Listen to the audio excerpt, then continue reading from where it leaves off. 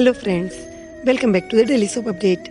आज रात अनुपमा के सीरियल में क्या होने वाला है हम आपको इस वीडियो में बताएंगे। सो गाइस, वीडियो को पूरा देखिएगा, चैनल को सब्सक्राइब करना ना भूलिएगा एंड वीडियो पसंद आने पर प्लीज़ वीडियो को लाइक कीजिएगा। कल के एपिसोड में हम लोगों ने देखा था कि अनुपमा वनराज से समर और नंदिनी के एंगेजमेंट की बात करती है और वनराज हाँ कर देता है। आज के एपिसोड की शुरुआत भी वहीं से होगी। अनुपमा वनराज के हाँ सुनकर बहुत खुश हो जाएगी और बोलेगी, वैसे आपको हो क्या गया है, आप इतनी जल्दी इस रिश्ते के लिए मान कैसे गए। तो वनराज बोलता है, जब हर चीज़ अच्छी होती है, पॉजिटिव होती है, तो ज़बरदस्ती उसको गलत नज़रिए से देखने से मतलब क्या है।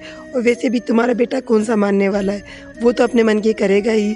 तो मैंने सोचा कि ज़बरदस्ती अमरीश पुरी बनने से मतलब क्या है। अनुपमा बोलती वो तो है।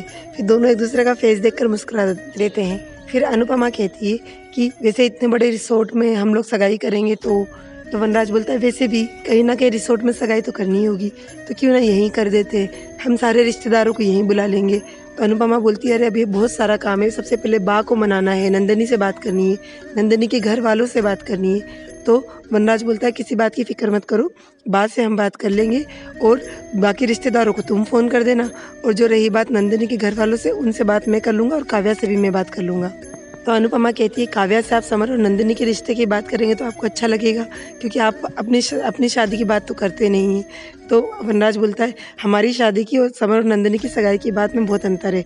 अभी हम समर और नंदिनी के बारे में सोच रहे हैं, इसलिए अभी हमारी शादी कहाँ से आ गई। उसे वहीं से एक आम का फाँक उठाकर उसे खिलाता है और बोलता है कि बधाई हो मेरे समर की मम्मी अपने बेटे की सगाई के लिए, और चला जाता है कि मैं सबसे बात करके आता हूँ। और अनुपमा खुश हो जाती है और मन में सोचती, मेरे समर की सगाई होगी, इतने बड़े रिसोर्ट में सगाई होगी, वाओ। और बहुत खुश हो जाती है बार बार ये बात सोच के कि मेरे समर की सगाई हो रही है। फिर वहीं पर एक गाना बजता है, आज मैं ऊपर आसमां नीचे वाला, और अनुपमा उसमें डांस करती है। ये पूरा सीन काव्या भी देखती है, तो काव्या को बार बार याद आता है कैसे वनराज ने उसको आम की चीर खिलाई थी, उसको पकड़ के से अच्छे से बात की थी। तो ये बातें सोच सोच कर काव्या को और ज़्यादा गुस्सा आता है। उधर फिर बा को दिखाते, बा दूरबीन से काव्या के घर पर देखती है। तो अनुपमा आती है और बोलती है, बा आप इसे भी यहाँ ले आए। तो बा बोलती है, जैसे सब लोग चश्मे के बगैर नहीं चल सकते, मैं दूरबीन के बगैर नहीं चल सकती। मैं इससे यहाँ पर वो मैदे की कटोरी को देखूंगी कि वो कब क्या कर रही है। तो अनुपमा बोलती है, बा आज नहीं कल आपको उसको अपनाना तो पड़ेगा ही, तो अभी से तो ऐसी बातें क्यों करती हैं। तो बा बोलती है, आज नहीं कल नहीं परसों नहीं नरसों नहीं बरसों नहीं, मैं उसे कभी नहीं अपनाऊंगी। जब बा ये बोलती है तो अनुपमा आम के रस की एक स्पून उनके मुंह में डाल देती है, और बा फिर भी कंटिन्यू बोलती जाती है। कुछ समझ में नहीं आता है लेकिन कुछ बोलती जाती है। तो अनुपमा को हंसी आ जाती है, लाड़ भी आ जाता है, तो वो अनुपमा बा की नज़र उतारती है। फिर काव्या को दिखाते हैं, काव्या विंडो के पास ही खड़ी होती है और बाकी बातें सुन लेती है तो दुखी हो जाती है। इतनी देर में अनुपमा उसके पास आती है और आकर बोलती है कि ये आमरस तुम्हारे लिए लाई हूँ, आम को मैंने बहुत देर पानी में डाला था इसलिए पिंपल नहीं होंगे। और काव्या आंसू पोंछती है तो अनुपमा समझ जाती है। तो अनुपमा कहती है कि बा की बातों से दुखी हो गई। काव्या हाँ करती है। तो अनुपमा कहती, तुम तो बा को जानती हो ना, तो उनकी बातों से क्यों दुखी होती हो। तो काव्या फिर विंडो से फिर उसका पूरा घर देखती है और बोलती है, अनुपमा तुमसे बहुत जलन होती है, तुम जहाँ जाती हो वहाँ परिवार और अपना घर बसा लेती हो, और मुझे देखो, मैं हमेशा घर के लिए दर दर भटक रही हूँ, लेकिन मुझे घर नहीं मिल रहा, रिश्ते नहीं मिल रहे, अपना प्यार नहीं मिल रहा है, और अब तो ऐसा लगता है कि मैं अपनी होप भी खोती जा रही हूँ। वनराज को देखो कितना तुम्हारा केयर कर रहा है, तुम्हारे बारे में ही सोचता है हमेशा, उसे तो फर्क ही नहीं पड़ता कि मैं भी यहाँ पर हूँ या नहीं। तो अनुपमा कहती है, चिंता मत करो, कुछ दिनों की बात है, तलाक हो जाएगा तो तुम्हारी और तोशु के पापा की भी शादी हो जाएगी।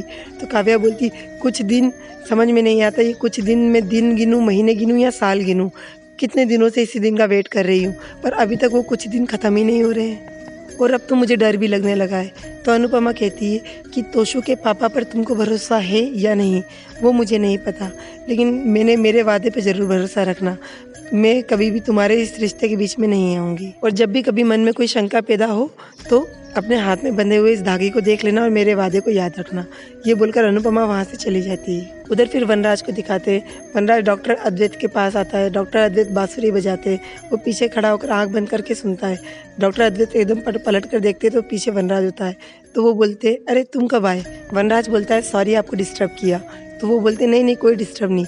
वनराज बोलता है, आपका जब ये संगीत सुनता हूँ तो मुझे बहुत अच्छा लगता है। तो डॉक्टर आदि बोलते हैं कि मेरी माँ भी कहती थी संगीत में बहुत ताकत होती है। फिर मेरा एक दोस्त था, उसके पास गिटार था, तो एक दिन हमारी लड़ाई होगी, उसने ऐसा गिटार मेरे सिर पे मारा, तब मुझे पता चला कि हाँ वाकई में संगीत में बहुत ताकत होती है। वनराज बोलता है, आप स्पिरिचुअल भी हैं और फ़नी भी, तो डॉक्टर आदि बोलते हैं कि स्पिरिचुअल हूँ इसीलिए तो फ़नी हूँ, ज़िंदगी को कभी सीरियस नहीं लेना चाहिए, नहीं तो भी हमारी पूरी लाइफ सिर्फ सीरियसनेस में ही निकल जाती है, ज़िंदगी का मज़ा हम ले ही नहीं पाते हैं। फिर वनराज बोलता है कि वैसे मैं आपसे ये पूछने आया था कि हम आपकी प्रॉपर्टी में एक फंक्शन कर लें। तो डॉक्टर आदि बोलते हैं फंक्शन है ना, सेलिब्रेशन है ना, तो कर लो, इस चीज़ के लिए किसी की इजाज़त लेने की ज़रूरत नहीं पड़नी चाहिए। तो वनराज डॉक्टर आदि से बोलता है आपको देखकर लगता है कि आप वाकई में कान्हा जी का रूप है, हर किसी के दोस्त। तो डॉक्टर आदि बोलते हैं तो दोस्ती में आप नहीं तुम बोलना चाहिए, और दोनों हाथ मिलाते हैं। फिर वनराज काव्या को भी मैसेज करता है पुल साइड में मिलो।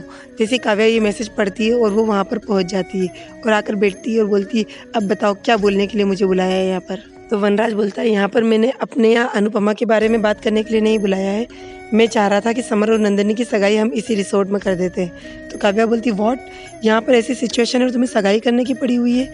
तो वनराज बोलता तो बुरी बात क्या है, अनुपमा भी यही चाहती, तो मैं चाहता हूँ कि इनकी सगाई कर दे। तो काव्या कहती जिस रिश्ते के तुम इतने खिलाफ थे, अब उस रिश्ते को एक करने के लिए तुम यहाँ पर उछले जा रहे हो, और हमारी शादी और सगाई का क्या। तो वनराज काव्या से कहता मैंने ये सब बातें करने के लिए तुम्हें यहाँ नहीं बुलाया है और ना तुम्हारी बातें सुनने के लिए, सिर्फ तुम्हें बताने के लिए बुलाया है। काव्या कहती ठीक है एक काम करते हैं, तो हम दोनों भी यहीं पर सगाई कर लेते हैं।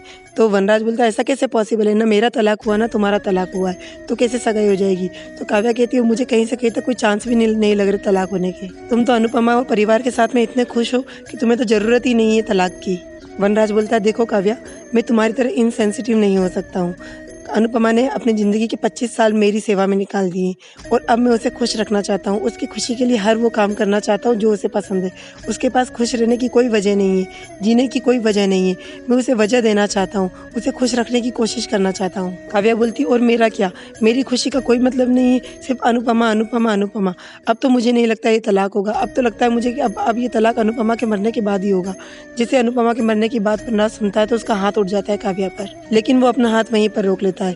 ये पूरा सीन अनुपमा भी देख लेती है, वो दौड़ कर आती है और बोलती तोशु के पापा ये कौन सा तरीका है, आपने काव्या पर हाथ कैसे उठाया, आपको पता है यदि आपका हाथ इस पर लग भी जाता तो वो थप्पड़ इस पर नहीं, इसके गाल पे नहीं, आपकी मर्दानगी पे लगता। पता नहीं ये मर्द क्यों हमेशा औरत को दबाने की कोशिश करते हैं, इन्हें क्या लगता है कि औरत कोई रिमोट कंट्रोल वाली कार है, अगर ऐसा होता तो भगवान रिमोट कंट्रोल भी उनके साथ भेजता ना। फिर काव्या से कहती है कि तुम पढ़ी लिखी हो, समझदार हो, तो क्यों हाय बेचारी बनने की कोशिश कर रही हो, तुम्हें क्या किसी दुनिया की किसी भी औरत को पहले वाली अनुपमा बनने की कोई ज़रूरत नहीं है। और कहती है कि इनका हाथ कभी भी मेरे गाल तक नहीं पहुंचा, लेकिन इन्होंने न जाने कितने थप्पड़ मेरे मन पे मारे हैं, अब तो मुझे याद भी नहीं है, लेकिन कभी भी अपने गाल पर यह हाथ पहुँचे ऐसा मौका तुम भी मत दो, और ना ही कभी ऐसा होने देना, तुम्हें इनका हाथ पकड़कर झकझोर देना था।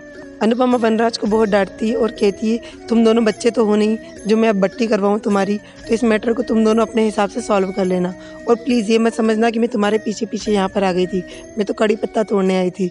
और कहती है हाँ कड़ी पत्ते का स्वाद तभी है जब ये खाने में पड़ता है, उसी तरह से ज़िंदगी का स्वाद सिर्फ रिश्तों से ही मिलता है। और ये बोलकर अनुपमा वहाँ से चली जाती है। अनुपमा के जाते ही वनराज काव्या को सॉरी बोलता है और कहता है कि पर तुम्हें अनुपमा के मरने की बात नहीं करनी चाहिए थी। और काव्या भी कहती है ओ गॉड, गुस्से में मेरे मुंह से निकल गया, लेकिन मैं ऐसा बिल्कुल भी नहीं चाहती, प्लीज़ अनुपमा को हमेशा अच्छा रखना। उधर अनुपमा जब गुस्से में जाती है तो वनराज उसके पीछे पीछे गाड़ी लेकर आता है और कहता है अनुपमा बैठ जाओ, अनुपमा बैठ जाओ। अनुपमा नहीं बैठती है तो वनराज बोलता है डॉक्टर ने तुम्हें चलने से मना करा है, इतना देखो कैसे हाफ रही हो, बैठ जाओ आकर। फिर अनुपमा उसकी गाड़ी पे पीछे बैठती है। वनराज अनुपमा का सॉरी बोलता है तो अनुपमा कहती है सॉरी मुझे नहीं, काव्या को बोलिए। वनराज ने बोला उसे भी मैंने सॉरी बोल दिया है। तो काव्या तो अनुपमा कहती ऐसे ही सॉरी बोला जैसे मुझे बोल रहे हो, ऊपरी मन से। वनराज बोलता अरे यार मैंने तुमसे कहा था ना कि मैं जाकर उससे समर नंदिनी के रिश्ते की बात करूंगा, लेकिन वो हमारे रिश्ते की और शादी और तलाक की बात लेकर बैठ गई, बस मुझे गुस्सा आ गया।